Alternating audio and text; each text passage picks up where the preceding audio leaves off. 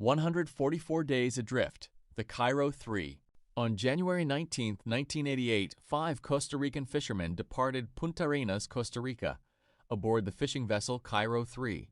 The crew consisted of Captain Gerardo Antonio Obregado Obando, along with Jorge Fernandez Castillo, Pastor Lopez Rojas, Joel Omar Gonzalez, and Juan Cernas Bolivar. Their mission was routine: spend about a week fishing in the Pacific Ocean and return home to their families. None of them knew they were beginning a journey that would last nearly 5 months.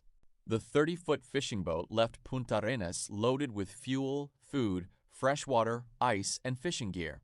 The weather appeared normal. The men had made trips like this before. There was no reason to believe this voyage would be any different. But a few days into the trip, a powerful Pacific storm struck. Massive waves battered the Cairo III. Heavy winds pushed the vessel far from its intended fishing grounds. The crew fought the storm for hours, doing everything they could to keep the boat afloat. When the storm finally passed, the fishermen realized they were in serious trouble. They were lost. The coastline had disappeared. There was no land in sight. Only open ocean stretched in every direction. Then their situation became even worse. The Cairo III's engine failed.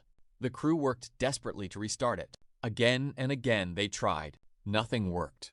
The boat was now drifting helplessly with the currents of the Pacific Ocean. Days turned into weeks. Food supplies ran low. Fresh water ran out. To survive, the men collected rainwater whenever storms passed overhead. Every drop mattered. Without rain, they would not survive. Weeks became months. The fishermen survived by catching fish and sea turtles. The scorching sun burned their skin. The salt water never left their clothes. Many times they feared they would never see their families again. Yet somehow they continued to endure. Then, on the morning of June 15, 1988, after 144 days adrift, something appeared on the horizon.